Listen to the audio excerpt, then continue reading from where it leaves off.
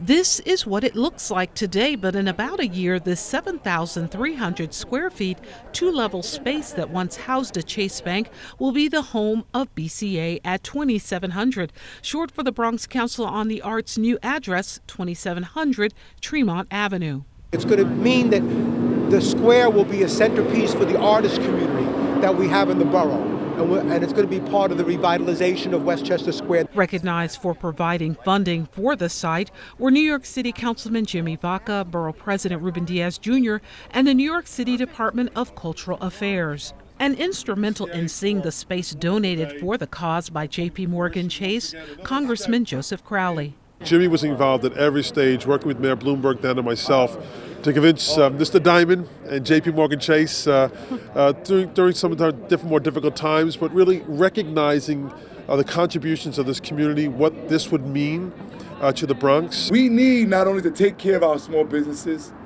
we need not only to make sure that we have better schools and better parks, and we've been doing all of that, but we certainly need to push forward in the conversation of having cultural institutions where our creative class can continue to grow, where we recognize it, where we identify it, and we nurture it.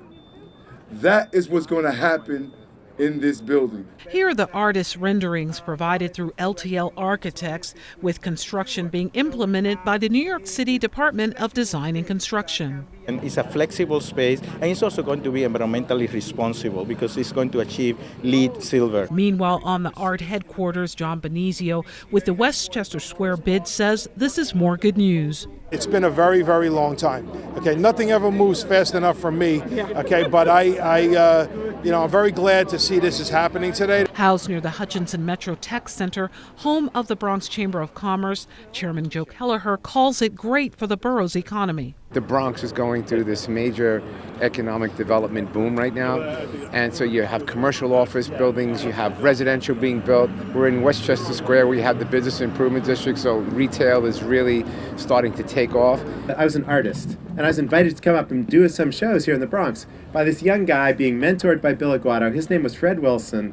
That guy spiraled up. With nationally recognized artists and cultural leaders whose careers were guided by former executive director Bill Aguado and current project director of BCA at 2700, Deirdre Scott, she shared that mission, also guided by chairman of BCA Charles Rice Gonzalez, will continue. We can provide more service to the creative community, hopefully give out more grants, provide more mentorship, more programs, welcome the community into a space that it can be adaptable for all kinds of great things. In a borough with a huge creative community, as many of the leaders here today said, now they have a home. For BronxNet, this is Arlene Makoko.